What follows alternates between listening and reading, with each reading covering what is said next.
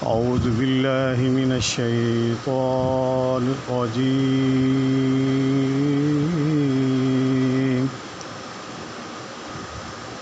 بسم الله الرحمن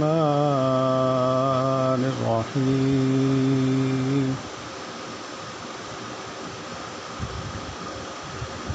مثل الذين ينفقون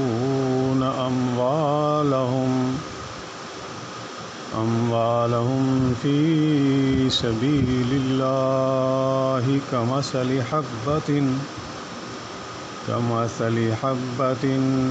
أنبتت 7 سنابل في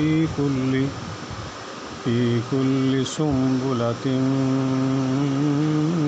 100 حبة والله يضاعف لمن يشاء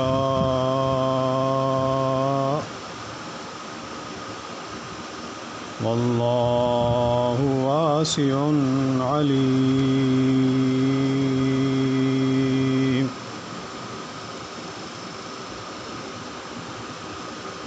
جو لوگ اپنا مال اللہ تعالیٰ کی راہ میں خرچ کرتے ہیں، اس کی مثال اس دانے جیسی ہے جس میں سے 7 بالیاں نکلیں اور ہر بالی میں 100 دانے ہوں،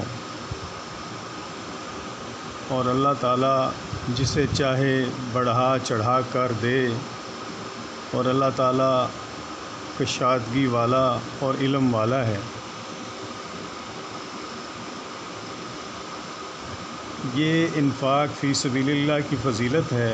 اس سے مراد اگر جہاد ہے تو اس کے معنی یہ ہوں گے کہ جہاد میں خرچ کی گئی رقم کا یہ ثواب ہوگا، اور اگر اس سے مراد تمام مصارف خیر ہیں تو یہ فضیلت نفقات و صدقات نافلہ کی ہوگی، اور دیگر نیکیاں والحسنات بعشر امثالها، ایک نیکی کا اجر 10 گنا کے ذیل میں آئیں گے.